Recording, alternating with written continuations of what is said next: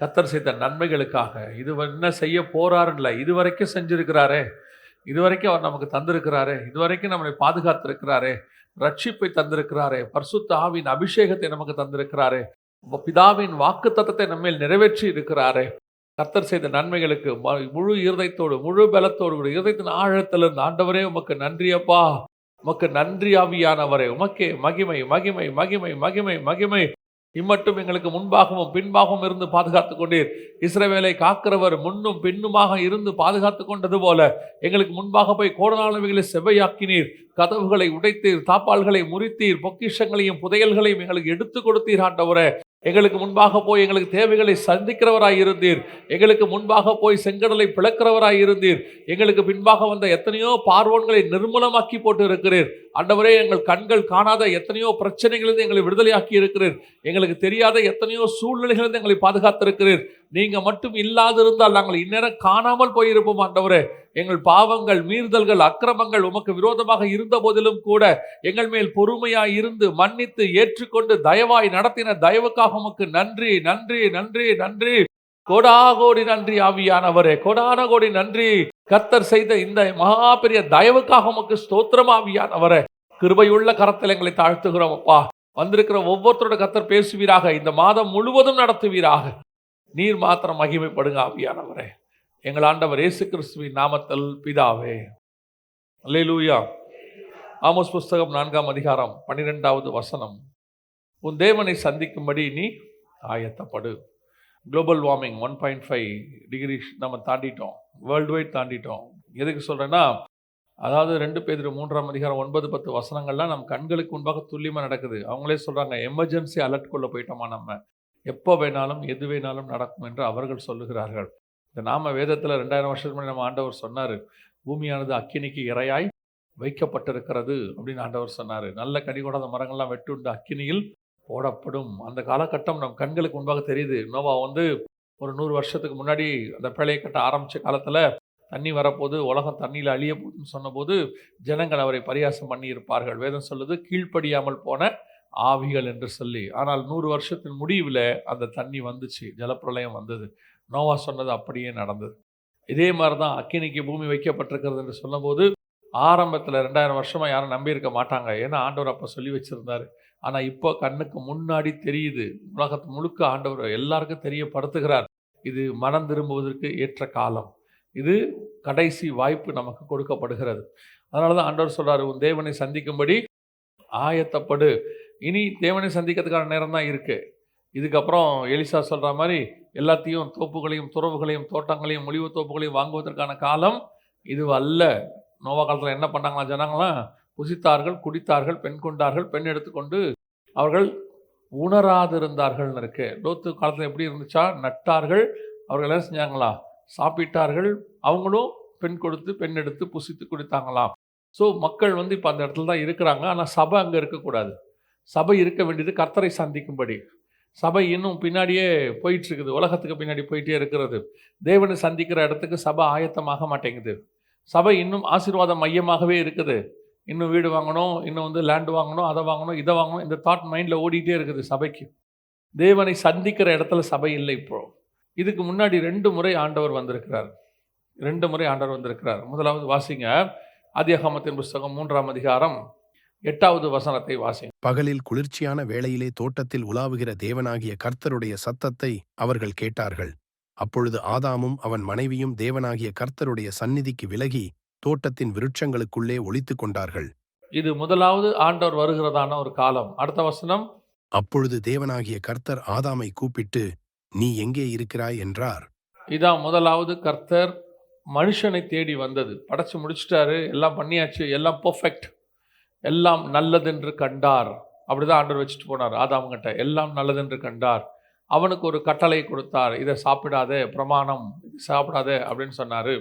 அப்புறம் அதை சாப்பிட்டா நியாய தீர்ப்பு, சாகவே சாவாய் சொல்லிட்டு போனார். அதே நேரத்தில் மற்றது எல்லாவற்றையும் நீ சாப்பிடலாம், ஆசீர்வாதம் சொல்லிட்டு போனார். தோட்டத்தை காவல் காக்கவும் பண்படுத்தவும் ஒரு ஊழியத்தை கொடுத்துட்டு போனார். ஆண்டவர் ஒரு ஊழியம் கொடுத்தாரு, ஒரு பிரமாணம் கொடுத்தாரு, ஒரு நியாய தீர்ப்பு கொடுத்தாரு, ஒரு ஆசீர்வாதம் கொடுத்தாரு. இப்போ ஆண்டவர் போயிட்டு திரும்பி வராரு. வந்து பார்த்தா மனுஷனை காணோம். வேதம் சொல்லுது, ஆதாமே நீ எங்கே இருக்கிறாய்? இப்போ கர்த்தருடைய சத்தத்துக்கு அவன் என்னவாயிட்டானா? ஒளிந்து கொண்டான் அப்படின்னு இருக்குது. அதுக்கு அடுத்த வசனம் சொல்லுது. அடுத்த வசனம் வாசிங்க. அதற்கு அவன் தேவனுடைய சத்தத்தை தோட்டத்தில் கேட்டு நிர்வாணியாய் இருப்பதினால் பயந்து, இப்போ கர்த்தருடைய சத்தம் அவனுக்கு எப்படி மாறிடுச்சு? பயமா மாறிடுச்சு. கர்த்தருடைய சத்தம் அவனுக்கு பயமா மாறிடுச்சு. எதனால அப்படின்னு கேட்டா, அவனுக்குள்ள அந்த பிரமாணத்தை விட்டு மீறினதுனால. எந்த பிரமாணம்? பழம் சாப்பிடாதங்கிறது பிரமாணம். சாப்பிட்டா மரணம் வரும் என்பது நியாயத்தீர்ப்பு. இப்போ அந்த பிரமாணத்தை மீறின உடனே அவனுடைய பாவம் அவனுக்கு தெரிய வருகிறது. அவன் பாவி என்று அவன் உணர்கிறான். ஆனால் கர்த்தரை சந்திக்கிற இடத்தில் அவன் இல்லை. இவன் அவன் சொல்கிறான், உங்களை என்னால் பார்க்க முடியாது ஆண்டவரே. இதுதான் கர்த்தருக்கு முதலாவது பூமியிலே வந்தபோது நடந்த எக்ஸ்பீரியன்ஸ். முதலாவது சூழ்நிலை இதுதான். மனுஷனை பார்க்க வந்தபோது ஆண்டவர் நல்ல ஒரு வாழ்க்கையை கொடுத்துட்டு போயிருந்தார், ஆவிக்குரிய வாழ்க்கையை. இன்றைக்கும் நமக்கு அப்படி தான் ஆண்டவர் நல்ல ஆவிக்குரிய வாழ்க்கையை தான் கொடுத்தாரு. இயேசு கொடுத்துட்டு போகும்போது தி பெஸ்ட்டு, உலகத்தில் உள்ள ஜனங்கள் எல்லாவரிலும் தி பெஸ்ட்டான பிரமாணம் இதுதான். இயேசு கிறிஸ்துவின் ரத்தத்தினாலே பாவ மன்னிப்பு பெற்று பரலோகத்துக்கு போகிற பிரமாணம். அருமையான பிரமாணத்தை திருச்சபை கொடுத்தாரு. உலகத்தில் உள்ள எல்லாரை பார்க்கிலும் திருச்சபை தான் ஆசீர்வதிக்கப்பட்டது. சபைக்கு ஆண்டவர் கொடுத்துருக்கிற மாதிரி ஒரு ஆசீர்வாதம் உலகத்திலே இல்லை. பைபிள் சொல்லுது, சபையின் காலம் ரகசியமாய் பாதுகாக்கப்பட்டதும். ஆண்டவர் அவ்வளோ பர்ஃபெக்டாக சபையை வச்சுருந்தார். பிரமாணத்தை கொடுத்துட்டு போயிருக்கிறார். ஜீவனுக்கு ஏதுவான பிரமாணம்னு பைபிள் சொல்லுது. வேறு யார் இடத்துல நாங்கள் போவோம்? நித்திய ஜீவ வசனங்கள் உம்மிடத்தில் உண்டே. ஆனால் இன்னைக்கு அந்த பிரமாணம் அல்லது அந்த சத்தியம் அல்லது அந்த வார்த்தை கேட்பதற்கு ஜனங்கள் தயாராக இல்லை. காரணம், இச்சிக்கப்படத்தக்கதாக பார்வைக்கு இன்பமும் புசிப்புக்கு நலமுமான காரியங்கள் இன்னைக்கு பூமி முழுக்க வந்துடுச்சு. அதான் வசனம் சொல்லுது, தேவபுத்திரர் மனுஷகுமார்த்திகளை அதிக சௌந்தரியம் உள்ளவர்கள் என்று கண்டு. அதனுடைய விளைவு என்ன? இன்னைக்கு அவர்கள் போய் அவர்களோடு பெண் கொண்டார்கள், நன்மை தீமை அறியத்தக்க கனியை புசித்தார்கள். விளைவென்ன? அங்கே மரணம் வந்தது, இங்கே ஜலப்பிரளயம் வந்தது. ஆண்டவர் சொல்றார், என் ஆவி மனுஷனோடு கூட போராடுவதில்லை. ஆண்டவர் எவ்வளவு சத்தியத்தை கொடுத்தாலும், அற்புதமான சத்தியத்தை கொடுத்தாலும், இன்னைக்கு ஒரு கூட்டம் ஒளிந்து கொள்ளுகிறது. வேதாகமத்திலிருந்து அவங்க போய் தங்களை மறைச்சு கொள்றாங்க. அவங்களுக்கு சத்தியம் அவங்களுக்கு இப்போ பயங்கரமாக கஷ்டமாக இருக்கிறது கேட்கறதுக்கு. இயேசு வராருன்னு கேட்கறதே கஷ்டமாகி போச்சு இன்னைக்கு. பாருங்களேன், நான் சொல்றேன், பைபிளில் இருக்கிற எல்லா வாக்கு தத்தமும் எல்லா நாளும் நமக்கு உண்டு. எதை வேணாலும் என்னைக்கு வேணாலும் நீங்கள் எடுத்துக்கலாம். 1ஆம் தேதி தான் எடுக்கணும்னு அவசியமே இல்லை. அத்தனை வாக்கு தத்தம் நமக்கு தான் ஆண்டவர் கொடுத்துருக்கிறார். ஆனால் இந்த வாக்கு தத்தத்தை மட்டுமே பிடித்து கொண்டு சத்தியத்துக்கு விலகி ஓடுகிற ஒரு கூட்டம் போய் மறைஞ்சுக்குது. ஆண்டவருக்கு பார்க்க முடியல. அப்படிப்பட்ட சத்தங்கள் சபையில் கேட்டாலும் கேட்க மாட்டேங்குது. இன்னைக்கு ஒரு கூட்டம் சபையை விட்டு போகுது. ஏன் போகுதுன்னு கேட்டால் சத்தியத்துக்கு நிற்க முடியாமல் போகுது. சத்தியத்தை காம்ப்ரமைஸ் ஆகி நீங்கள் போகக்கூடாதுன்னு சொல்லி உங்களை காம்ப்ரமைஸ் பண்ணி நீங்கள் என்ன வேணாலும் பண்ணலாம்னு சொல்லி சபையில் வச்சு எங்களுக்கும் பிரயோஜனம் இல்லை, உங்களுக்கும் பிரயோஜனம் இல்லை. படிக்காத பையனை, சரி நீ படிக்க வேணாம் தம்பி, நல்லா விளையாடு, சாப்பிடு, ஜாலியாக படுத்து தூங்குன்னு கிளாஸ் ரூமில் வச்சுருக்கிறதுல எதுக்கு? ஸ்கூலுக்கு என்ன பிரயோஜனம்? ஸ்கூலுக்கு என்ன பிரயோஜனம்? அவன் பாஸ் பண்ண தானே ஸ்கூலுக்கு வந்தாங்க. இன்னைக்கு சபை அப்படிப்பட்ட இடத்துல தான் இருக்கிறது. அநேக சபைகள் சத்தியத்தை சொல்லி பாருங்க, ஒரு கூட்டத்துக்கு அப்படியே கசக்குது, ஓடி ஒளியுது. தேவரீர் தோட்டத்தில் உலாவுகிற சத்தத்தை கேட்டு நான் பயந்து. ஏன்? அந்த சத்தம் பயமா இருக்குது. ஒரு இடத்துல சத்தம் துணிகரமா மாறுது. சத்தத்தை கேட்ட உடனே ஒரு துணிகரம். எனக்கு ரொம்ப ஆச்சரியமா இருந்துச்சு. எங்க காலகட்டத்தில் உள்ளதுக்கும் இந்த காலகட்டத்தில் உள்ளதுக்கும் சபையும் பார்க்கும்போது சத்தியம் என்னைக்குமே மாறவே இல்லை. சபையில் 2000 வருஷமா மாறவே இல்லை. அன்னைக்கு ஊழியக்காரங்க கிருபையா நல்ல சத்தியத்தை சத்தியமா போதிச்சாங்க. இன்னைக்கும் ஒரு சில சபைகள் அப்படித்தான் போதிக்கிறது. ஆனால் சபை கேட்குற இடத்துல இருக்குதா? அதான் இன்னைக்கு பிரச்சனை. திருப்பியும் சொல்கிறேன், சத்தியத்திலே நிலை நில்லுங்கள். கர்த்தருடைய சத்தத்துக்கு செவி கொடுங்கள். ஓடி ஒளியாதீங்க. நிர்வாணமாக இருந்தால் அந்த நிர்வாணத்தை என்ன பண்ணணும்னு ஆண்டவர்கிட்ட கேட்கணும். ஆண்டவரே, நான் நிர்வாணியாக இருக்கிறேன்.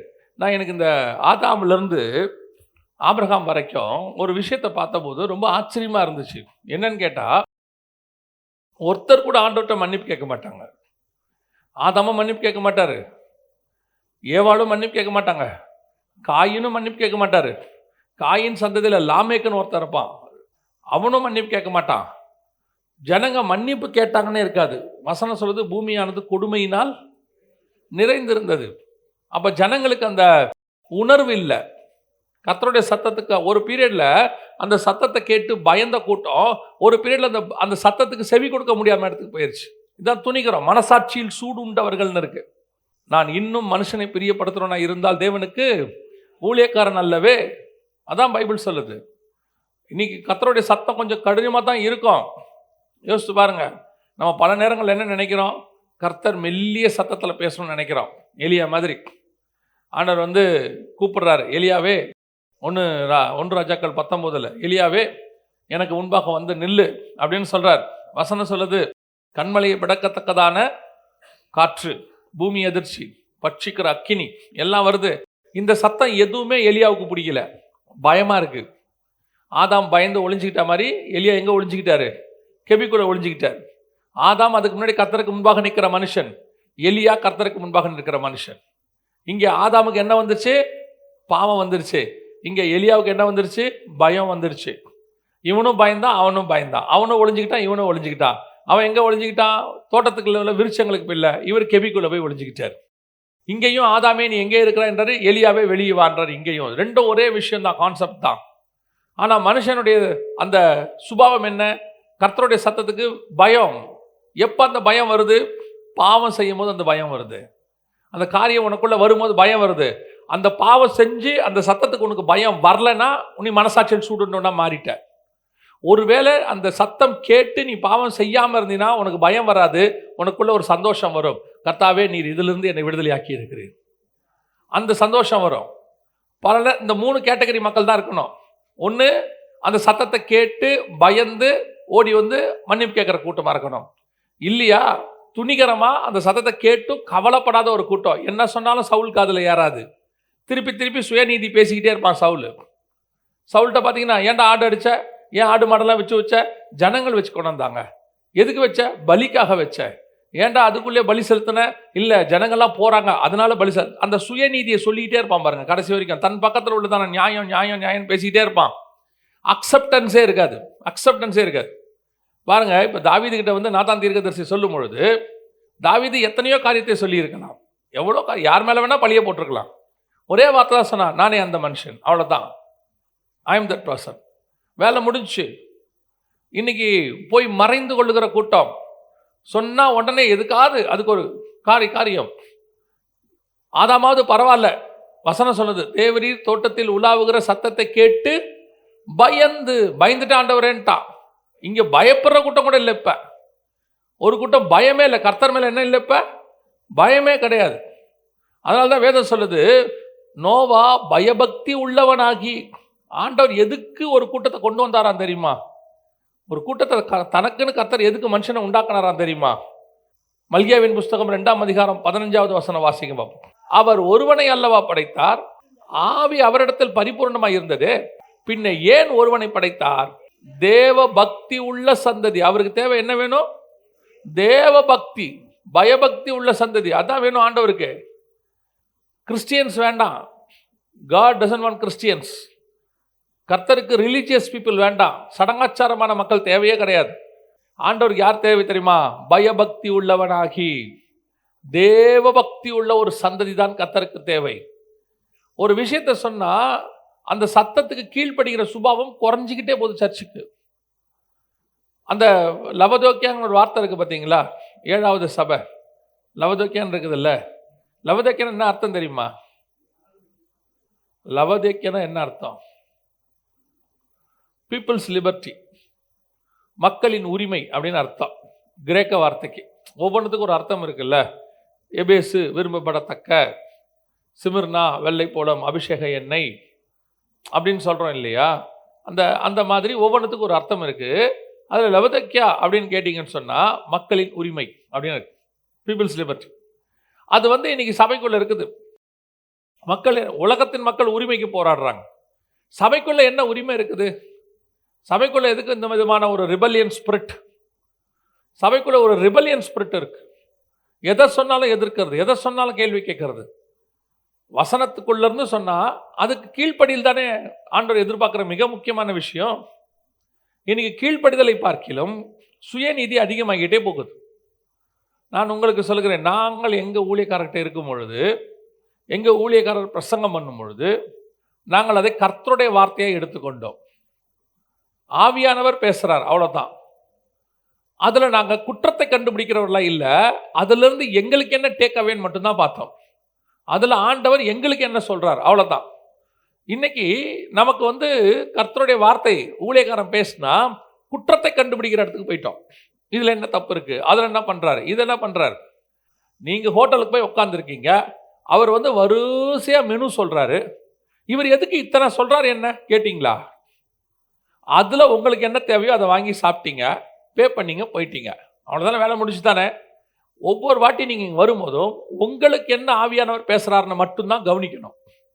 ஓடி ஒளியிற கூட்டம், திருப்பியும் சொல்கிறேன், ஒளிந்தால் உங்களுக்குத்தான் கெடுதி. வசனத்தை ரிஜெக்ட் பண்ணுறது யாருக்கு நஷ்டம்? உங்களுக்கு தான் நஷ்டம். இன்றைக்கி நிறைய பேருக்கு என்ன பிரச்சனை இருக்குது அப்படின்னு கேட்டிங்கன்னா, இந்த மாதிரி ஒரு சிச்சுவேஷன் இப்போ சபைக்குள் போயிட்டுருக்கு. முடிவு என்னவா இருக்கும்? வாசிங்க ஆதியாகமத்தின் புஸ்தகம் 3:24. அவர் மனுஷனை துரத்திவிட்டு ஜீவ விருட்சத்துக்குப் போம் வழியை காவல் செய்ய ஏதேன் தோட்டத்துக்கு கிழக்கே கேருபீன்களையும் வீசிக் கொண்டிருக்கிற சுடரொளி பட்டயத்தையும் வைத்தார். கடைசியில் ஓடி ஒளிஞ்சவன் தான் காணாமல் போனானே ஒளிய, தோட்டம் ஒன்றும் ஆகலை. தோட்டம் அப்படியே தான் இருந்துச்சு. ஜீவ விருட்சம் அது உள்ள அப்படியே தான் இருந்துச்சு. தோட்டம் பத்திரமா இருந்துச்சு. இப்போ தோட்டம் யார் கைக்கு போயிடுச்சுன்னா, உங்கள் எல்லாருக்கும் தெரியும், வெளிப்படுத்தல் 2:7 சொல்லுது, பரதீசின் மத்தியில் இருக்கிற ஜீவ விருட்சத்தின் கனியை தோட்டம் கர்த்தர் கைக்கு போயிடுச்சு. கர்த்தர் தோட்டத்துக்குள்ளே நம்மளை வச்சிருக்கிறார். அந்த சத்தத்துக்கு கேட்டு கீழ்ப்படிஞ்சு இருந்தோம்னா நாம தோட்டத்துக்குள்ளே இருக்கலாம். நஷ்டம் நமக்கு தான். இல்லைன்னா தோட்டத்தை எடுத்து நல்லா ஆண்டவர் சூப்பராக மாற்றிடுவார், பேரடைஸாக மாற்றிடுவார். தோட்டம் ஒரு நாளும் பாதிக்கப்படாது. நான் எப்பவும் சொல்லுவேன், அழைப்பு பாதிக்கப்படாது. இந்த ஊழியத்துக்கு வந்த புதுசில் சத்தியத்தை பேச சொல்லி ஆண்டவர் சொல்லும்போது, அப்போ ஒரு முதல் மீட்டிங் அப்போ தான் பேசி முடித்த உடனே ஒரு பெரிய பணக்காரர் எங்கிட்ட சொன்னார், தம்பி இந்த மாதிரிலாம் பேசினீங்கன்னு வச்சுக்கோங்களேன், ஒரு வயலும் உங்களுக்கு ஆஃபரிங் கொடுக்க மாட்டான், ஊழியம் பாதிக்கப்படும், அட்ஜஸ்ட் பண்ணி போகணும், அப்படியே காம்ப்ரமைஸ் பண்ணி போங்க, இல்லைனா ரொம்ப கஷ்டம். இதே வார்த்தையை சொன்னார், இல்லைனா ரொம்ப கஷ்டம் தம்பி அப்படின்னு சொல்லி இப்படி தோள் மேலே கை போட்டு அட்வைஸ் பண்ணார். அப்போ அவருக்கு ஒரு 60 வயசு இருக்கும், எனக்கு அப்போ ஒரு 30 வயசு தான் ஆகுது. தோள் மேலே கை போட்டு அப்படியே சொல்லிட்டே போனார். ஆவியானவர் எனக்கு சொன்னது, அவன் பேச்சை கேட்காத,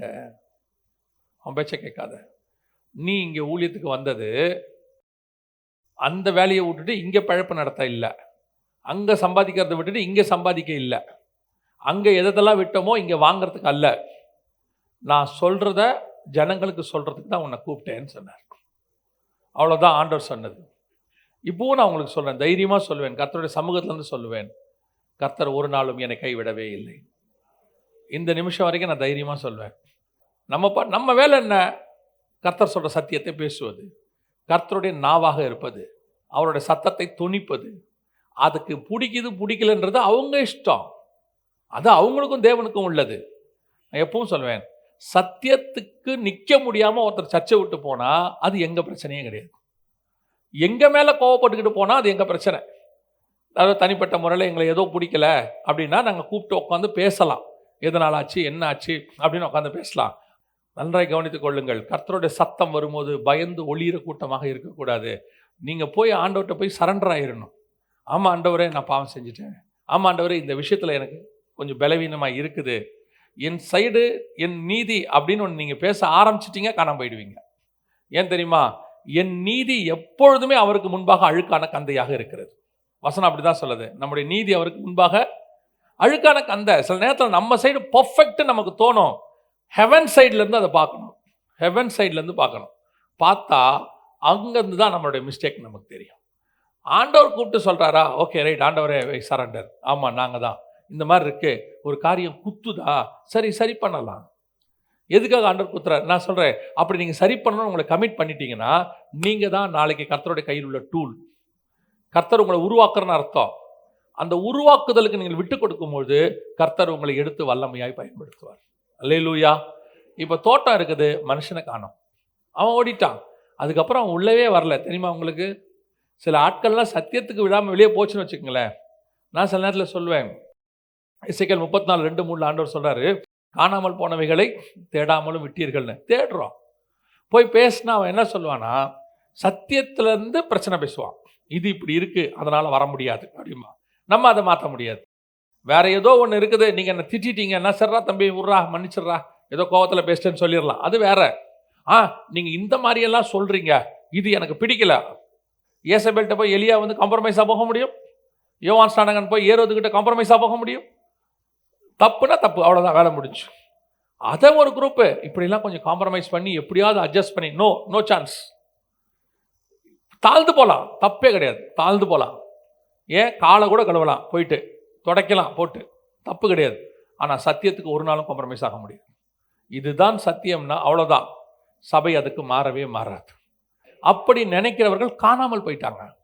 தோட்டத்தை விட்டு என்ன ஆயிட்டான்? காணாமல் போயிட்டான். 2வது வாசிங்க, மத்தேயு எழுதின சுவிசேஷம். இப்போ முதலாவதாக தோட்டத்துக்குள் தேவன் மனுஷனை சந்திக்க வந்தார். மனுஷன் ஓடி ஒளிஞ்சிட்டான், காணாமல் போயிட்டான். 2வது இப்போ தோட்டமாக ஆண்டவர் இஸ்ரவேல்கிட்ட வர்றார். மத்தேயு எழுதின சுவிசேஷம் 15ஆம் அதிகாரம் 24வது வசனம் வாசிங்க.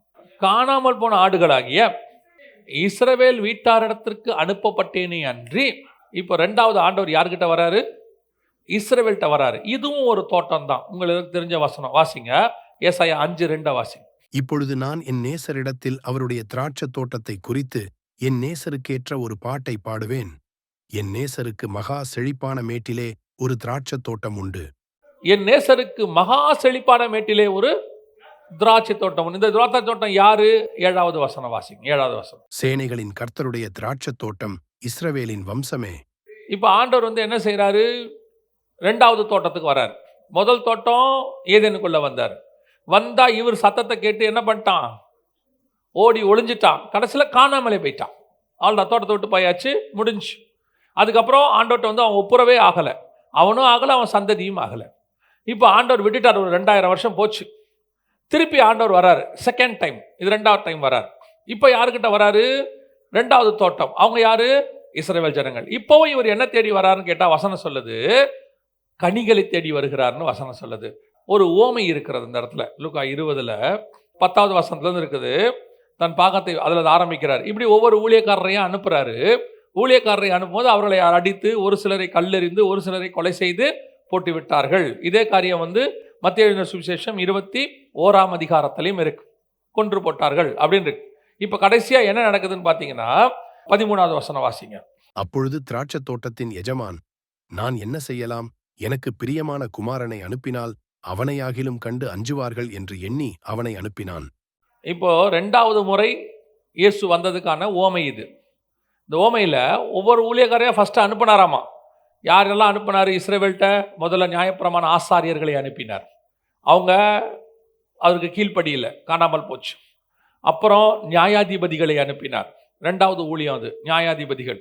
அவர்களின் நியாயாதிபதிகளையும் அவங்க என்ன செஞ்சிட்டாங்க? அசட்டை பண்ணிட்டாங்க. 3வது ராஜாக்களை கர்த்தர் ஏற்படுத்துகிறார். ராஜாக்களையும் அவர்கள் மோசம் போக்கிட்டாங்க, அதுவும் போச்சு. 4வதாக தீர்க்கதரிசிகளை அனுப்புகிறார். ராஜாக்கள் ஊழியம் முடிஞ்சு என்ன தீர்க்கம் வருது? தீர்க்கதரிசிகள் ஊழியம், அதுவும் போச்சு. இப்போ எல்லாம் முடிச்சுட்டு கடைசியாக யார் வர்றது?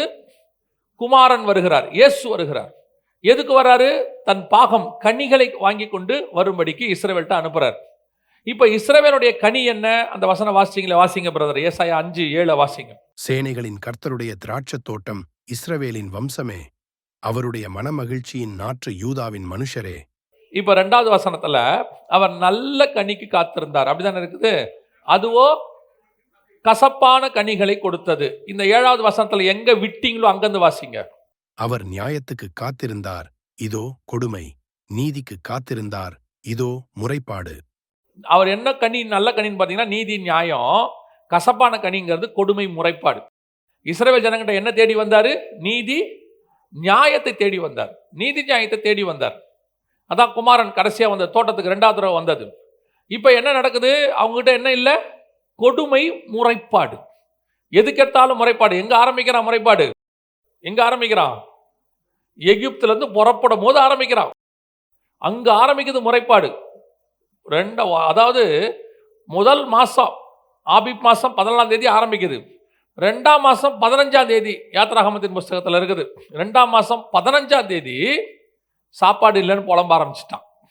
அப்படி புலம்பனவன் வாழ்நாளெல்லாம் புலம்புறான் பாருங்க. புலம்புறான். எப்போ வரைக்கும் புலம்புறானா? இயேசு வர்ற வரைக்கும் புலம்புறான். 2000 வருஷமா புலம்புறான். சில ஆட்கள் கிட்ட இந்த முறைப்பாடு. கர்த்தர் அவர் செய்த நன்மைகளும் அவர் நமக்கு செய்கிற ஒவ்வொரு விஷயத்தையும் வசனம் சொல்லுது, எண்ணி முடியாது, சொல்லி முடியாதாமா. அவர் செய்த நன்மைகளுக்கு நான். ஆனால் எவ்வளோ செய்யட்டும், ஒரு கூட்டம் முறைப்பாடுலேயே உட்காந்துருக்கும். இவ்வளோ செஞ்சிருக்கிறாரு, அதுல ஏதோ ஒண்ணு நம்ம அதுவும் நம்ம எதிர்பார்த்த மாதிரி நடக்கல, அல்லது நமக்கு தேவையில்லை, அது அவ்வளவுதான். அவ்வளவுதான். அது ஒண்ணு நம்ம எதிர்பார்த்த மாதிரி நடக்கல, இல்லைன்னா அது நமக்கு தேவையில்லைன்னு கர்த்தர் கொடுக்கல, அவ்வளவுதான். அதுவும் நன்மையா தான் இருக்கும். கர்த்தர் கொடுக்காம இருக்கிறாரு, நன்மையா தான் இருக்கும். இவனுக்கு ஒரே கொடுமை, முறைப்பாடு, எப்ப பார்த்தாலும் புலம்பல். சில ஆட்கள் அப்படித்தான் இருக்கு. ஆண்டவர் செய்த நன்மையெல்லாம் தெரியாது, ஏதோ ஒண்ணு வரணும், வந்த உடனே அதை பத்தி ஒரு முறைப்பாடு, இல்லையா கசப்பான கனி, கொடுமை. நல்லா கவனிச்சு கொள்ளுங்க. கர்த்தர் நம்மகிட்ட என்ன எதிர்பார்க்கிறாரு? நீதியும் நியாயத்தையும். அவருடைய எதிர்பார்ப்பு அவ்வளோதான் நம்மகிட்ட.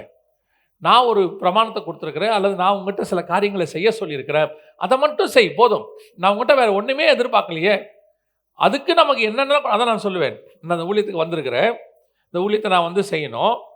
போய் ஒரு இடத்துல ஊழியத்துக்கு போனோம்னா ஒரு நாளைக்கு 1 மணி நேரம் இல்லை 2 மணி நேரம் பேசுகிறோம். ஒரு நாள் காலையில் இருக்கும், சாயங்காலம் இருக்கும், சில நேரத்தில் சாயங்காலம் மட்டும் இருக்கும். ஆனால் இதுக்கு கர்த்தர் எவ்வளவு செய்கிறாருன்னு தான் நான் பார்ப்பேன். கர்த்தர் என்ன கொடுக்கலங்கிறத நீங்கள் பார்க்கக்கூடாது, என்ன கொடுத்துருக்கிறாருங்கிறத பார்க்கணும். கிடைக்காததுக்கு முறைப்பாடு வரக்கூடாது, கிடைச்சதுக்கு ஸ்தோத்திரம் தான் வரணும். நீங்கள் கிடைச்சதுக்கு ஸ்தோத்திரம் பண்ணி பாருங்க, கர்த்தர் இன்னும் தர வல்லமை உள்ளவராக இருக்கிறார். சில நேரத்தில் நம்ம எதையாவது விட்டுட்டு வந்த உடனே ஒரு நல்ல பொசிஷன்ல இருந்து வந்துட்டு மாசம் எவ்வளத்தை விட்டுட்டு ஏதோ இப்போ கஷ்டப்படுறோம் அப்படின்னா, அவன் பார்த்தீங்கன்னா லாபமான அனைத்தையும் நஷ்டம்னு விட்டு வந்தான். கம்பேரிசன் அப்படிதான் பண்ணணும். நம்ம எப்படி பார்க்குறோம் தெரியுமா? ஐயோ எவ்வளோ ஆண்டவருக்கு பரவாயில்ல, நம்மளும் நல்லா தான் ஆண்டவருக்கு பண்ணுறோம், ஒன்றும் பண்ணல. நான் இப்போ சொல்கிறேன், நீங்கள் வாழ்நாளெல்லாம் அவருக்கு எதை செய்தாலும் அவர் நமக்கு செய்ததுக்கு அது ஈக்குவலே ஆகாது. அது ஈக்குவலே ஆகாது. நீங்கள் என்ன வேணால் செஞ்சுருங்க, ஒரு நாளைக்கு 12 மணி நேரம் கூட வேலை செஞ்சுருங்க, நீங்கள் 58 வயசு வரைக்கும் கூட செய்யுங்க, 60 வரைக்கும் செய்யுங்க, அவர் சிந்தின ரத்தத்திற்கும் அவர் கொடுத்திருக்கிற மீட்பிற்கும் தரப்போகிற பரலோகத்திற்கும் எள்ளளவும் ஈக்குவல் ஆகாது. அதனால்தான் அவன் சொல்கிறான், பார்வோன் குமாரத்தின் மகன் எனப்படுவதை வெறுத்து தேவ ஜனங்களோட துன்பத்தை அனுபவிக்க அவன் தெரிந்து கொண்டான். ஏன்? எனக்கு கிடைக்க போற பலன் இருக்குது, இனி வரும் பலன் மேல் நோக்கமாகி. அதோட கம்பேர் பண்ணா இதெல்லாம் ஒண்ணுமே இல்லை. ஆண்டவர் சில டிசிஷன் எடுக்க சொல்வார். அந்த டிசிஷன் கொஞ்சம் கடினமாக இருக்கும், கன்ஃபியூஷனாக இருக்கும். அப்படி அந்த டிசிஷன் எடுத்து முடிக்கிற வரைக்கும் யோசிச்சுக்கிட்டே இருப்பேன். உதாரணமாக இந்த ஊழியத்துக்கு நான் 2003 ஒப்பு கொடுத்து 2004 வந்தேன். 2003 கர்த்தர் கூப்பிட்டாரு, 2004 வந்தேன். அந்த 1 இயர் 8 மாதம் எனக்கு ஒரு கன்ஃபியூஷன் டைம். அதாவது ஆண்டவர் இந்தியாவுக்கு போன்னு சொல்லிட்டாரு. ஆனால் நடக்கிற சம்பவங்கள்ல எல்லாருமே என்னை போக வேணாம், அங்கே போய் என்ன பண்ணணும், அல்லது அங்கேயும் போங்க இங்கேயும் இருங்க, நிறைய கன்ஃபியூஷன். ஒவ்வொரு நாளும் என்னை குழப்பிக்கிட்டே இருப்பாங்க, அல்லது நான் குழம்புவேன், அவங்க இல்லாட்டி நான் குழம்புவேன். உண்மைதானா, போய் என்ன பண்ண போகிறோம், திருமணமாகி ஒரு மகன் இருந்தால் என்ன செய்ய போகிறோம், ஏதோ பண்ண போகிறோம், இப்படி ஒரு கன்ஃபியூஷன் இருந்துகிட்டே இருக்கும். ஆவியானவர் சொல்லிட்டே இருப்பார், நீ போ போயிட்டே அது சொல்லுவேன். கடைசியில் அந்த டிசிஷன் எடுக்க ஆவியானவர் உதவி செய்தார். நான் இந்த வரைக்கும் சொல்லுவேன், 21 வருஷம் ஆயிடுச்சு, ஒரு நாள் கூட ஏன்டா இந்த ஊழியத்துக்கு வந்தோம் நான் யோசிச்சதே கிடையாது. நான் எடுத்த டிசிஷன் கரெக்டுன்னு இன்னை வரைக்கும் கர்த்தர் எனக்கு நிரூபிச்சுக்கிட்டே இருக்கிறேன். ஆனால் அந்த 8 மாதம் ஒரு கன்ஃபியூஷன் இருந்தது பாருங்க. அதோட இப்போ இதோட கம்பேர் பண்ணால் அது ஒன்றுமே கிடையாது. நான் என்ன சொல்லுவேன், அங்கே ஒரு வெளிநாட்டில் வேலை பார்த்துக்கிட்டு இருந்தேன், அதை விட்டுட்டு வந்தேன். நான் அந்த சாட்சியை நான் பெரும்பாலும் சொல்கிறது இல்லை. ஏன்னா நான் விட்டுட்டு வந்தேங்கிறதான் பேர், அதை விட 1000 மடங்கு கர்த்தரை நீங்கள் பத்திரமாய் பார்த்துக்கொள்ளுகிறேன். நல்ல வேலை விட்டேன்றேன். இப்போ நான் விடாமல் இருந்தால் நான் தான் மாட்டியிருப்பேன். நஷ்டம் எனக்கு தான், அவருக்கு இல்லை. எனக்கு பதிலாக இன்னொருத்தனை யூஸ் பண்ணிட்டு போயிட்டே இருந்திருப்பாரு. அங்கே அன்னைக்கு உள்ள நிலைமைக்கு நான் சொல்கிறேன், ஒரு 70,000 ரூபா சம்பளம் கிடச்சிச்சு. 2003 சொல்கிறேன், 70,000 சேலரி அன்னைக்கு உள்ள நிலைமைக்கு. நான் சொல்லுவேன், அந்த 70,000 நான் பார்த்துருந்தா இன்னைக்கு எனக்கு கிடைச்சிருக்கிற ஊழியத்தில் கிடைச்சிருக்க ஆத்துமாக்கள், இந்த ஊழியங்கள், இந்த காரியங்கள்லாம் பார்க்கும்போது அது 1% கூட கிடையாது. நான் இப்போ அதை தான் பெருசாக அந்த 70,000 வச்சு என் குடும்பத்தை நடத்தியிருப்பேன், என் பிள்ளைகளை கொண்டு போய் வச்சுருப்பேன். சொல்ல முடியாது, இப்போ நான் இருந்த ஊர்லேயே வேலையிலன்னு எல்லாம் இங்கே வந்துக்கிட்டு இருக்கிறாங்க திரும்பி. அது நடந்திருக்கும். ஆனால் அதை விட்டது என் நன்மைக்காக தானே ஒழிய என் தியாகம்னு அதில் ஒன்றுமே கிடையாது. நம்ம வேணால் சொல்லிக்கலாம் சாட்சியில், ஆண்டவருக்காக ஒரு நாள் அதை நான் விட்டேன். ஆண்டவர் சொன்னார், விட்டெல்லாம் செத்த, நான் உன்னை முன்னாடியே கூப்பிட்டு வந்துட்டேன். விடாமல் இருந்ததா என்ன ஆயிருக்கும், யோனா மாதிரி மீன் வைக்குள்ளே போய் ஏதாவது பிரச்சனையாகி வந்திருப்போம். அப்படி சொல்லாமல் இப்போ கொஞ்சம் கௌரவமாக சொல்கிறோம், ஆண்டவருக்காக விட்டு வந்தோம், இல்லைன்னா அடிச்சு பிடிச்சி வந்தோம், அப்படி தான் சொல்ல வேண்டி வந்திருக்கும். அதான் சொல்கிறேன், சில நேரத்தில் ஆண்டவர் டிசிஷன் எடுக்க சொல்லும் போது நாம் இருக்கிறத விட அது பார்க்கறதுக்கு நமக்கு தெரியாது. ஆனா அவர் வச்சிருக்கிறதான ரிசல்ட் இருக்குல்ல, அது இது எல்லாத்த விட பலாயிரம் மடங்கு பெருசா இருக்கும். அப்ப நாம விட்டதை பெருசா நினைக்க கூடாது, கிடைக்கிறத பெருசா நினைக்கணும். அதைத்தான் மோசே சொல்றாரு, இனி வரும் பலன் மேல் நோக்கமாகி நான் பார்வோன் குமாரத்தின் மகன் நான் சொல்லி இதை விடுறதுக்கு நான் ரெடியாக இருக்கிறேன். பல நேரங்களிலே இதுதான் நடந்துகிட்டு இருக்கு. ஆண்டவர் உங்ககிட்டையும் எங்கிட்டையும் கனிகளை எதிர்பார்க்கிறார். நம்ம என்ன பண்றோம்? முறைப்பாடு. ஐயோ, இதுக்கு அங்கேயே இருந்திருக்கலாமே, இதுக்கு அதை பண்ணியிருக்கலாமே. பல நேரங்களில் நம்ம எடுக்கிற டிசிஷன், திருப்பி யாருக்கும் ஆண்டவர் சொல்றாரு, பல நேரம் நீங்கள் எடுக்கிற டிசிஷன் இன்னைக்கு இப்போ பார்க்கறதுக்கு அற்பமாக இருக்கும், ஆனால் முடிவு சம்பூர்ணமாக இருக்கும். நீங்க ஒரு நாள் ஆண்டவர்கிட்ட சந்தோஷப்படுவீங்க, நல்ல வேளை ஆண்டவரை நான் இந்த டிசிஷன் எடுத்தேன், என்னை எடுக்க வச்சிங்க, இல்லைன்னா நான் என்ன ஆயிருப்பேன். கௌரவமா ஆண்டவர் கொண்டு வந்து வச்சு வருவான். அல்லேலூயா. அந்த கனிகளை எதிர்பார்த்தார். இவன் என்ன பண்ணிட்டான் தெரியுமா? இவனால கனி கொடுக்க முடியல. கொடுமை, முறைப்பாடு. கடைசியில் என்ன பண்ணிட்டானா? வாசிங்க, லூக்கா எழுதின சுவிசேஷம் 20ஆம் அதிகாரம் 16வது வசனம் வாசிங்க. அவன் வந்து அந்த தோட்டக்காரரை என்ன நடந்துருமா? முடிவு என்னவா இருக்கும்? சங்கரிச்சு தோட்டக்காரரை க்ளோஸ் பண்ணிடுவானா. இதுல கொடுமை என்னன்னா, போன தடவை ஃபர்ஸ்ட் டைம் வந்தபோது அவர் என்ன பண்ணிட்டாரு? அவனை துரத்திட்டாரு, தோட்டத்தை வச்சுக்கிட்டாரு. இந்த தடவை தோட்டத்தை என்ன பண்ணிட்டாரா? தோட்டக்காரனை சங்கரித்து. மத்தேயு எழுதின சுவிசேஷம் 21ஆம் அதிகாரம் 40வது வசனம். அப்படி இருக்க திராட்சத் தோட்டத்தின் எஜமான் வரும்போது அந்த தோட்டக்காரரை என்ன செய்வான் என்று கேட்டார். அதற்கு அவர்கள், அந்த கொடியரை கொடுமையாய் அழித்து ஏற்ற காலங்களில் தனக்கு கனிகளை கொடுக்கத்தக்க வேறே தோட்டக்காரரிடத்தில் திராட்சத் தோட்டத்தை குத்தகையாக கொடுப்பான் என்றார்கள். இப்போ உங்ககிட்ட இருக்கிறத எடுத்து என்ன செஞ்சிருவாராம்? வேற ஒருத்தங்கிட்ட கொடுத்துருவாராம். தோட்டக்காரர் அதை எடுத்து வேற ஒருத்தல் குத்தக்காரத்தில் கொடுப்பான். ஆனா லூக்கால அப்படி சொன்ன உடனே அவங்க என்ன சொல்றாங்க பாருங்க. அப்படி சொன்ன உடனே 20ஆம் அதிகாரம் 16வது வசனம். அவன் வந்து அந்த தோட்டக்காரரை சங்கரித்து திராட்சத் தோட்டத்தை வேறு தோட்டக்காரரிடத்தில் கொடுப்பான் அல்லவா என்றார். அவர்கள் அதை கேட்டு, அப்படியாகாதிருப்பதாக என்றார்கள். அவங்க சொல்றாங்க, இல்ல இல்ல அப்படிலாம் வேணாம், கனியும் கொடுக்க மாட்டான், தோட்டத்தையும் யார்ட்டையும் கொடுக்க கூடாது, அப்படி ஆகாதிருப்பதாக. ஆனால் அப்படி ஆயிற்று. நான் சொல்றேன், அப்படி ஆயிற்று. எப்படிங்க ஆயிற்றுங்கிறீங்க? இஸ்ரவேல் ஆண்டவர் தோட்டத்தை கொடுத்தாரு, கனிகளை எதிர்பார்த்தாரு, அவர் வந்தாரு, அவர் தோட்டத்துக்கு புறம்பே தள்ளி என்ன பண்ணிட்டான்? குமாரனை கொலை செய்தான் இருக்கு அந்த இடத்துல. எபிரேயர் நிருபத்தில் நீங்கள் வாசிக்கும் போது 13ஆம் அதிகாரம் 12வது வசனத்துல அவர் நகரத்துக்கு புறம்பே என்ன செய்யப்பட்டார்? கொலை செய்யப்பட்டார். இப்போ நடந்துருச்சு. ஆனா வசனம் சொல்லுது, அதை எடுத்து வேறே ஒருத்தர் கையில் கொடுப்பான். அவங்க சொல்றாங்க, அப்படிலாம் ஆகாதிருப்பதாக. ஆனா ஆயிடுச்சு. அவர் எடுத்து இன்னொருத்தர் கையில கொடுத்துட்டாரு. அந்த இன்னொருத்தர் வேற யாரும் இல்லை, நம்ம தான் அந்த இன்னொருத்தர். இஸ்ரவேல்ட்ட எடுத்து யார்கிட்ட கொடுத்துட்டாரு? நம்ம கிட்ட கொடுத்துட்டாரு. புறஜாதியாகிய நம்ம கிட்ட கொடுத்துட்டாரு. பவுல் எழுதுறாரு, இந்த தேவ ஆராதனைகளும் வாக்கு தத்தங்களும் நம்முடைய மூத்த சகோதரராகிய இஸ்ரவேலுக்கு உரியதே, அந்த ஒலிவ மரத்தில் விட்ட வைக்கப்பட்ட காட்டு ஒலிவ மரம் இப்ப நம்ம கிட்ட கொடுத்துருக்கிறார். நல்லா கவனிச்சுக்கொள்ளுங்க, இதுதான் இருக்கிறதுல டேஞ்சர். ஃபர்ஸ்ட் வந்தபோது என்ன பண்ணாரு? அவன் தப்பு பண்ணா, துரத்திட்டாரு, தோட்டத்தை வச்சுட்டாரு, திரும்பி வரதுக்கு வாய்ப்பு இருந்துச்சு. ஆனா இந்த தடவை வசனம் சொல்லுது, தோட்டத்தை எடுத்து வேறே தோட்டக்காரரிடத்தில் கொடுப்பான். உங்ககிட்ட என்கிட்ட இருக்கிற அழைப்பு, உங்ககிட்ட என்கிட்ட இருக்கிற கர்த்தருடைய தரிசனம், உங்க மேலே என் மேலே கர்த்தர் வச்சிருக்கிற வாக்கு தத்தம், அது பிரத்யேகமானது, ஸ்பெஷல். அது நமக்கு ஆண்டவர் ரொம்ப விசேஷமா வச்சிருக்கிறார். அதை நம்ம செய்யலன்னு வச்சுக்கோங்களேன், அதை எடுத்து அப்படியே இன்னொருத்தர் கையிலே கொடுப்பார். நம்ம கண்ணுக்கு முன்னாடி அது நடக்கும். அதுதான் இருக்கிறதுலே கொடுமை. நான் எப்பவும் சொல்லுவேன், ஆண்டவர் உங்களை ஒரு வேலை சொல்ல சொன்னாரா, ஒரு காரியத்தை விட சொல்றாரா, ஒரு காரியத்தை செய்ய சொல்றாரா, தைரியமா செய்யுங்க. அது உங்களுக்குரியது. வான்னு சொன்னா வாங்க, செய்யன்னு சொன்னா செய்யுங்க, போன்னு சொன்னா போங்க, அவ்வளவுதான். அது ஒரு நாளும் நீங்கள் பெறப்போகிற ஆசீர்வாதத்துக்கு நீங்கள் விட்டது ஈடே ஆகாது. பல மடங்கு அதிகம் தருவார். தைரியமா வனாந்தரத்தில் கால் வைங்க, தைரியமா செங்கடல நடங்க. ஆண்டவர் சொல்லிட்டாரா, தைரியமா போங்க. எரிகோ போங்க, ஒன்றும் பிரச்சனை ஆகாது. முடிவு சம்பூர்ணம். இல்ல, முடியாது, வாய்ப்பு இல்லை அப்படின்னு நீங்க சொல்லிட்டீங்கன்னா, இந்த சான்ஸை எடுத்து அப்படியே இன்னொருத்தர் ஆள்கிட்ட கொடுத்துருவார். அந்த வசனம் அப்படிதான் சொல்லுது, அதை எடுத்து இன்னொருத்தர் கையில் கொடுப்பான் அல்லவா. அவங்க சொல்றாங்க, அப்படி ஆகாதிருப்பதாக. ஆயிடுச்சு, நம்ம கைக்கு வந்துருச்சு. நான் இந்த உதாரணத்தை ஏற்கனவே சொல்லியிருக்கிறேன், ஆனால் இந்த இடத்துக்கு ஆப்டாக இருக்கும். உங்களுக்கு தெரிஞ்ச உதாரணம் தான்.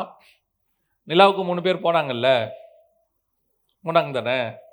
போகும்போது முதல்ல யார் அங்கே போனது? முதல்ல கால் வச்ச ஆள் யார்? Neil Armstrong. நம்ம எல்லாருக்கும் தெரியும் தானே. 2வது 3வது யார் இறங்கினது? 1 2 பேருக்கு தெரிஞ்சிருக்கலாம். பெரும்பாலும் உலகத்துக்கு தெரியாது 2வது யாரு 3வது யாருன்னு. ஆனா யார் பேர் ஞாபகத்துல இருக்கு? நீல் ஆம்ஸ்ட்ராங் பேர் ஞாபகத்துல இருக்கு. அவர் தான் ஃபர்ஸ்ட் நிலாவுல கால் வச்சவர். ஆனா உண்மை தெரியுமா? நிலாவுல ஃபர்ஸ்ட் இறங்க வேண்டியது நீல் ஆம்ஸ்ட்ராங்கே கிடையாது. இந்த 2வது 3வது ஒருத்தர் இறங்குனார்ல, அவர் தான் ஃபர்ஸ்ட் போக வேண்டியவர். போய் அந்த அப்பல்லோ வந்து இறங்கிருச்சு. இப்போ கமெண்ட் பண்றாங்க, இறங்குங்க. அவர் பேர் சொல்றாங்க. எனக்கு கூட அவர் மாதிரி ஞாபகத்துல இருக்கு. என்னமோ பேர் அவர் பேர். இறங்குங்க அப்படின்னு சொல்றாங்க. அவர் ஒரு 3 செகண்ட்ஸ் யோசிக்கிறார். ஏன்னா நிலாவில் ஃபர்ஸ்ட் டைம் என்ன செய்ய போகிறோம்? கால் வைக்க போகிறோம். அது எப்படி இருக்குன்னு தெரியாது. மண் புதரா புதலை என்னன்னு தெரியாது. ஏன்னா அவங்க எக்ஸ்பெக்ட் பண்ணி போனதெல்லாம் நிறைய விஷயங்கள். அதனால அவர் யோசிக்கிறாரு. அந்த 5 செகண்ட் அவர் யோசித்த உடனே கமெண்ட் மாறுது. அங்கேருந்து சொல்கிறாங்க கீழே இருந்து, நீல் ஆம்ஸ்ட்ராங் இப்போ நீங்கள் போங்க அப்படின்றாங்க. இவர் யோசிக்காமல் கீழே இறங்கிட்டார். ஃபஸ்ட்டு இறங்கிட்டாரு. இன்னைய வரைக்கும் அவர் பேர் தான் நிற்கிது. அந்த கர்த்தர் கொடுத்த அழைப்பு ஃபஸ்ட்டு வர வேண்டியது அவர் தான். கொஞ்சம் யோசிச்சார் பார்த்தீங்களா? அது ஆட்டோமேட்டிக்காக என்னவாயிடுச்சு? வேற ஒருத்தருக்கு தாண்டி போச்சு. ஒரு உலகத்தின் மனுஷனே 5 செகண்ட் தான் வெயிட் பண்ணுறான்னா கர்த்தரை பற்றி யோசிச்சு பாருங்க. உங்களுக்கும் எனக்கும் தாயின் கருவில் உருவாக்கும் போதே கர்த்தர் இதை சூஸ் பண்ணியிருக்கிறார். ஏதோ இன்னைக்கு நேற்றுலாம் கொடுத்ததெல்லாம் கிடையாது. அங்கே உருவாக்கும் போதே நம்மளை அப்படி தான் கொண்டாந்துருக்கிறார். அப்போ இங்கே வந்த நமக்கு கர்த்தர் ஒரு பிளானோடு தான் கொண்டாந்தார் ஸ்பிரிச்சுவல் லைஃப்குள்ள. அதை உங்களை என்னையும் செய்ய சொல்கிறதுக்கு நீங்களும் நானும் என்னமோ நம்மக்கிட்ட இருக்கிறது மேன்மை மாதிரியும், பார்வோன் குமாரத்தின் மகன் மாதிரியும் அவனே விட்டுட்டா. நம்ம ஒன்றும் அந்த அளவெல்லாம் இல்லை. ஒரு வேலை, ஒரு மாதம் ஆனால் ஒரு சம்பளம் என்ன ஆகும்? விட்டுட்டா சம்பளம் என்ன ஆகும்? இன்னைக்கு ஒரு குரூப் இருக்கு. ஆண்டவருக்கு வர்றதுக்கு அவ்வளோ யோசனை, ஒப்பு கொடுக்கறதுக்கு அவ்வளோ யோசனை, இறங்கிறதுக்கு அவ்வளோ யோசனை. ஆண்டவர் சொல்றார், எடுத்து இன்னொருத்தவங்க கொடுத்துட்டு போயிட்டே இருப்பார். என்ன இருக்கட்டும். நான் அதாவது நீங்கள் கோடீஸ்வரனா கர்த்தர் வைப்பார்னே சொல்லலை. நான் இப்படியே சொல்கிறேன், உங்களை வனாந்தத்தில் நடத்துறாருனே இருக்கட்டுமே. ஏன் நடக்க மாட்டீங்க ஆண்டவருக்காக? ஏன் நடங்கலை? உங்களுக்காக சிலுவை ஏற்று பரலோகத்தை கொடுத்து ஆசீர்வாதத்தை கொடுத்து பரிசுத்தாவியை கொடுத்து இவ்வளோ செய்கிற ஆண்டவருக்கு பசியாக இருந்தால்தான் என்ன தப்பு? வெளிநாட்டுக்கு வேலைக்கு போனீங்கன்னா முதல் 1 மாதம் வேலை கிடைக்காட்டி என்ன பண்ண போகிறோம்? என்ன கிடைக்க போகிறோம்? போய் பாருங்க, எத்தனை பேர் ஒட்டகம் வைக்கிறா, எவ்வளோ கஷ்டப்படுறாரு ஒரு குடும்பத்தை காப்பாற்றுறதுக்கு. ஒரு குடும்பத்துக்காக அவ்வளோ கஷ்டப்படுற அத்தனை பேர் இருக்கிறான். கிறிஸ்துவாக நீங்கள் பாட செய்யக்கூடாது. அப்படி அவர் விட போகிறது இல்லை. நான் அப்படிப்பட்ட எஜமானையும் சேவிக்கலை. பாடுகள் மத்தியில் போனாலும் முடிவு சம்பூர்ணமாக தான் இருக்கும். யோபும்பாங்க. யோபு 2 மடங்கு ஆசீர்வதிக்கப்பட்டார். முடிவு சம்பூர்ணமாக தான் இருக்கும். ஆனால் இறங்குறது கஷ்டம். நம்ம இப்படி இருந்துட்டோம், நாளைக்கு என்ன ஆகும்? பிள்ளைகளை எப்படி படிக்க வைக்கிறது? ஏன் நம்மளால என்ன முடியுமோ அங்கே படிக்க வச்சுட்டு போகிறோம். ஒரு குரூப் இருக்குது இன்னைக்கு கடைசி காலத்தில் ஆண்டவர்கிட்ட வந்து எதையாவது செய்யறதுக்கு அவ்வளோ யோசனை. ஆண்டவர் சொல்கிறார், எடுத்து என்ன பண்ணிட்டாரா? அதை இன்னொருத்தன் கையில் கொடுத்துட்டார், வேற ஒருத்தன் கையில் போட்டாச்சு. இப்போ யார் கைக்கு வந்திருக்குது? நம்ம கைக்கு வந்திருக்கு. நம்மக்கிட்ட என்ன? இப்போ நம்ம தான் தோட்டம். அடுத்து வாசிங்க, முடிக்கலாம். உன்னத பாட்டின் புஸ்தகம் 4ஆம் அதிகாரம் 12. என் சகோதரியே, என் மணவாளியே, நீ அடைக்கப்பட்ட தோட்டமும் நீ மறைவு கட்டப்பட்ட நீருற்றும். யாருன்னா நீங்கள் நான் யாருமா? அடைக்கப்பட்ட தோட்டம். ஏன்னா ஏசாயா 5 ஒரு அடைக்கப்பட்ட தோட்டம் இருந்துச்சு இஸ்ரவேல். அந்த அடைப்பை கர்த்தர் எடுத்து போட்டாராமா. ஏன்னா அவங்ககிட்ட கனி கிடைக்கல, கசப்பான கனி எடுத்து போட்டாராம். இப்போ அடைக்கப்பட்ட தோட்டம் யாரு? நீங்களும் நானும். என் மணவாளியே, என் சகோதரியே, நாம தான் இப்போ தோட்டம். இப்போ இந்த தோட்டத்துக்கிட்டையும் அவர் கனியை எதிர்பார்க்குறாரு. வாரும் போய் கனிகளை புசிப்போம், 6ஆம் அதிகாரத்தில் இருக்குது. இப்போ கனிகளை எதிர்பார்க்குறாரு. இங்கே என்ன கனி தெரியுமா? ஒரே கனி தான், ஆவியின் கனி. கலாத்தியர் 5 இருக்கு இல்லையா? ஆவியின் கனியோ 22 வசனம் இருக்கு. அப்போ இந்த கனியை எதிர்பார்க்குறாரு. இப்போ இந்த 2 பேர்கிட்ட நடந்தது நமக்கு நடக்கக்கூடாது. அவங்ககிட்ட வந்தாரு, அவன் தேவையில்லாத கனியை சாப்பிட்டான், தோட்டத்தை விட்டு போயிட்டான். நன்மை தீமை அறியத்தக்க கனி ஆதாம். இவங்கிட்ட வந்தாரு, இவனாவது கசப்பான கனியாவது கொடுத்தான். இப்போ நம்மகிட்ட வந்து பார்க்குறாரு, ஆவியின் கனி இருக்குதான்னு பார்க்குறாரு. அவங்ககிட்ட கனி தப்பான கனி சாப்பிட்டான், தோட்டத்தை விட்டு போயிட்டான். இவன் தப்பான கனி கொடுத்தான், தோட்டம் கை மாறிடுச்சு. இப்போ நீங்களான தோட்டமாக இருக்கிறோம். இப்போ நம்மக்கிட்ட ஒரு கனி எதிர்பார்க்குறாரு. இந்த கனி இங்கே இல்லாவிட்டால் இனி வசனம் என்ன சொல்லுதாமா? எடுத்து ஆலையில் போட்டு அரைச்சிருன்ட்டாராம்மா. ஆலையில் போட்டு என்ன பண்ணிரு? வெளிப்படுத்தின விசேஷத்தில் நியாயத்தீர்வை பற்றி பேசும்போது கர்த்தர் சொல்கிறார் 14ஆம் அதிகாரத்தில். நல்ல 14-20 வாசிங்க பார்ப்போம். நகரத்திற்கு புறம்பேயுள்ள அந்த ஆலையிலே அது மிதிக்கப்பட்டது. எல்லாத்தையும் தூக்கி போட்டு மிதிரான்ட்டார், வேலையை முடுறான்ட்டார். அதான் ஃபைனல். இப்போ 2வது 3வது வரப்போறார் இயேசு. முதலாவது ஆதாமை சந்திக்கும்படி வந்தார். அவனும் நன்மை தீமை அறியத்தக்க கனி சாப்பிட்டு தோட்டத்தை விட்டு ஓடி போயிட்டான். ரெண்டாவது, இஸ்ரவேல் என்கிற தோட்டத்துக்கு வந்தார். அவர்கள் கசப்பான கனிகளை கொடுத்தார்கள். சங்கரிக்கப்பட்டு தோட்டம் வேறொருத்தர் கைக்கு மாறிடுச்சு. இப்போ மூணாவது, நாம் தோட்டமாக இருக்கிறோம், நம்மிடத்திலும் ஒரு கனி இருக்கிறது, அதை புசிக்கும்படி நம்முடைய நேசர் வரப்போகிறார். அல்லேலூயா. உன்னத பாட்டின் புஸ்தகம் 4ஆம் அதிகாரம் 16 சொல்லுது. 16 வாசிங்க. வாடையே எழும்பு, தென்றலே வா, கந்த பிசின்கள் வடிய என் தோட்டத்தில் வீசு. என் நேசர் தம்முடைய தோட்டத்துக்கு வந்து தமது அருமையான கனிகளை புசிப்பாராக. நம்மளை தான் சொல்லுது, நம்மகிட்ட தான். நேசர் தோட்டத்துக்கு வந்து அருமையான கனிகளை புசிப்பாராக. இப்போ கனி இருக்கா? அதான் கேள்வி. அவன் ஒருத்தன் கசப்பான கனியாவது கொடுத்தான், ஒருத்தன் தேவையில்லாத கனியை சாப்பிட்டான். இப்போ நம்மக்கிட்ட கனி இருக்கா? இப்போ கர்த்தர் எதிர்பார்க்கறது, இது நல்ல கனிகளை கொடுக்க வேண்டும், நீதி நியாயத்தை கொடுக்கணும், இது ஜீவ விருட்சத்தை சாப்பிடணும், தோட்டத்தை காவல் செய்யணும், பண்படுத்தணும், ஆண்டு கொள்ளணும், எல்லாத்தையும் நம்மக்கிட்ட தான் கர்த்தர் எதிர்பார்க்குறாரு. இப்போ ஆனால் செய்யல. வசனம் சொல்லுது, எடுத்து போட்டு ஆலையில் மிதிங்கிறார் ஆண்டவர். க்ளோஸ் பண்ணிடு நியாய தீர்ப்பு, அவ்வளோதான். அவங்களுக்கு கிடைச்ச நியாய தீர்ப்புக்கும் நம்ம கிடைக்கிற நியாய தீர்ப்புக்கும் டிஃப்ரெண்ட்டு. அவனுக்காவது சான்ஸ் இருந்துச்சு திரும்பி வரதுக்கு, இவனையாவது இன்னொருத்தன் கையில் கொடுத்தாரு, திருப்பி வாங்கி இவன் கையில் கொடுக்கறதுக்கு வாய்ப்பு இருக்குது. உங்களுக்கு எனக்கும் எல்லாமே க்ளோஸ், ஃபினிஷ் ஆகுது. இதோட மூணாவது முறை நேசர் வரப்போகிறார். வசனம் சொல்லுது, உன் நேசரை சந்திக்கும்படி ஆயத்தப்படுகிறவன் தன் கனிகளை கொண்டு அவரை திருப்திப்படுத்த, அவர் புசிக்க, தோட்டம் தென்றல் வீச, கர்த்தருடைய அந்த எதிர்பார்ப்பை பூர்த்தி செய்கிற தோட்டமாக இருக்கணும். கர்த்தர் விதைக்கிறாரு, அது கனியாக முளைச்சிருக்குது. இந்த கனியை எடுக்கத்தான் நேசர் வரப்போகிறார். அல்லேலூயா. அவர் வருகிற வரைக்கும் சபை இன்னும் கனி கொடுக்கிற சபையாக மாறணும், இன்னும் பூத்து குலுங்கணும், இன்னும் வசனத்தில் வளரணும். எனக்கு ரொம்ப ஆசை, அத்தனை பேருமே வேத போதகராக மாறிடணும். இந்த எவாஞ்சலிஸ்ட்டுக்கு எல்லாரும் எவாஞ்சலிஸ்ட் ஆகணும்னு ஆசை இருக்கும், இந்த பாஸ்டருக்கு எல்லாரும் பாஸ்டர் ஆகணும்னு ஆசை இருக்கும். எனக்கு எல்லாருமே பெராயா பட்டணத்தரை போல, தெசலோனிக்கரை போல வேதத்தில் ஆராய்ந்து பார்க்கிறவர்களாக மாறிடணும். ஆனால் எனக்கு இப்போ ரொம்ப சந்தோஷம், உண்மையிலே கர்த்தருக்கு முன்பாக சொல்கிறேன், ஒரு சிலர்லாம் வேதத்துலேருந்து கேள்வி கேட்குறாங்க. அவங்க கேட்குற கேள்வியெல்லாம் பார்த்தீங்கன்னா சாதாரணமாக இருக்காது, அவ்வளோ டெப்த்தாக டீப்பாக இருக்குது. அப்படின்னா என்ன அர்த்தம்? கர்த்தர் சபையை வசனத்துக்குள்ளே வளர்த்துக்கிட்டு இருக்கிறார் அர்த்தம். இந்த மாதிரி கனி உள்ள சபையை தான் கர்த்தர் தேடுகிறார். அல்லேலூயா. தோட்டத்தை விட்டு ஓடுகிறவர்கள் ஓடட்டும், கசப்பான கனி கொடுக்கிறவர்கள் கொடுக்கட்டும், ஆனால் நல்ல கனி கொடுக்கிற ஒரு பெரிய கூட்டத்தை கர்த்தர் உருவாக்கி இருக்கிறார். நாம் தான் அந்த கனி கொடுக்கிற கூட்டம். கர்த்தர் வருமளவும் இந்த கனி கொடுத்து கொண்டே இருக்க வேண்டும். அல்லேலூயா. யாருக்காகவும் உங்களை மாற்றிக்காதீங்க, எதுக்காகவும் மாற்றிக்காதீங்க, சத்தியத்துக்காக நில்லுங்க. சத்தியத்துக்கு நின்ன சபை தோத்து போனதா சரித்திரமே இல்லை, சத்தியத்துக்கு நின்ன விசுவாசி தோத்ததாக சரித்திரமே இல்லை. அல்லேலூயா. நாம் ஜெபிக்க போகிறோம். ஏந்திரிக்கலாமா நாம எல்லோரும் தேவ சமூகத்தில்? நன்றி ஆவியானவரே, கோடான கோடி ஸ்தோத்திரங்களை ஏறெடுக்கிறோம். கர்த்தர் நம்முடைய கனிகளை புசிப்பாராக. நேசர் என் தோட்டத்தின் கனிகளை புசிக்கும்படி வருவார் என்று மனவாட்டி சொல்றார். நாம் கர்த்தர் விரும்புகிற கனி கொடுக்கிறவர்களாக, கசப்பான கனிகள் அல்ல, நீதி நியாயம் உள்ள நல்ல கனிகள். இஸ்ரவேலத்தில் கிடைக்காததை கர்த்தர் நம்ம கிட்ட எதிர்பார்க்கிறார். ஆதாம் காலத்தில் கிடைக்காததை கர்த்தர் நம்ம கிட்ட எதிர்பார்க்கிறார். அவர் சத்தத்துக்கு பயப்படாமல் உண்மையாய் சந்தோஷமாய் ஓடி வந்து அவர் கூப்பிடுறதுக்கு முன்னாடியே வாரும் நேசரே வயல்வெளியில் போய் தங்குவோம்னு நம்ம கூப்பிடுற அளவுக்கு அவர் வந்து ஆதாமே ஆதாமேன்னு கூப்பிட்டாரு, ஓடி ஒளிஞ்சிட்டான்.